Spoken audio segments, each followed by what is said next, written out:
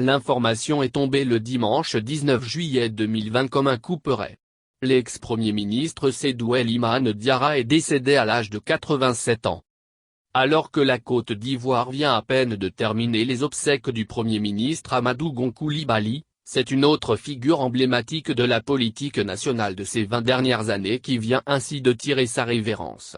Devant la vive d'émotion qui secoue le pays suite au décès de ce haut serviteur de l'État, la première dame Dominique Ouattara a tenu à aller témoigner toute sa compassion et sa solidarité à la famille de l'illustre disparu, le lundi 20 juillet 2020. C'est donc à la tête d'une délégation composée de l'ambassadeur Mriss Kwaku Bandama, M. Alain Richard Donwahi, ministre des Eaux et Forêts, Dr Diakité Koti Souleymane, président du Fonds d'entretien routier, FER, et de bien d'autres personnalités que l'épouse du chef de l'État s'est rendue au domicile familial de l'ancien Premier ministre situé aux Deux Plateaux dans la commune de Cocody.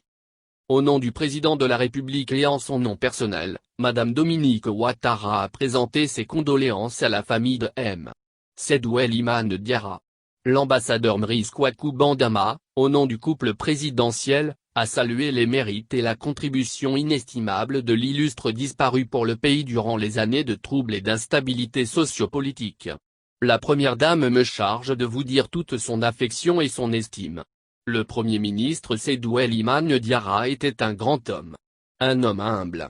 Durant les moments difficiles, il a pu éviter le pire au pays, a rendu hommage le porte-parole de la première dame. Aussi, il a rappelé l'apport de ce dernier pour la stabilité du pays. Il a exhorté les enfants, l'épouse et toute la famille de l'illustre disparu à être fiers des actions posées par le Premier ministre Seydou Elimane Diarra. Bien avant M. Mriss Kwaku Bandama, ambassadeur de Côte d'Ivoire en France, a expliqué qu'ayant appris le décès de l'ancien Premier ministre à leur arrivée des obsèques du Premier ministre Amadou Gon Coulibaly, la première dame a tenu au nom du président de la République et à son nom personnel, venir témoigner toute sa compassion aux membres de la famille du disparu. Aussi en tant que membre de la famille M. Seydou Elimane Diarra, elle tient à prendre toute sa place dans l'organisation de ces obsèques. À ce titre, la première dame a offert la somme de 5,05 millions FCFA à la famille éplorée pour faire face aux charges diverses des obsèques. Elhadj Touré Wakamwe, porte-parole de la famille Diarra, a remercié le couple présidentiel pour leur élan de solidarité. Il a dit ne pas être surpris car le président Alassane Ouattara et la première dame Dominique Ouattara sont des membres à part entière de la famille Diarra. Il a terminé en louant les mérites et les qualités de l'illustre disparu.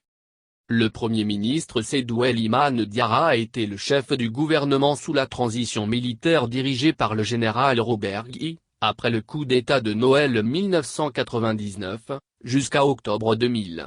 Puis il redevint Premier ministre de février 2003 à décembre 2005, dans le gouvernement d'union nationale mis en place après l'accord de Lina Marcoussi, censé mettre un terme à la crise ivoirienne.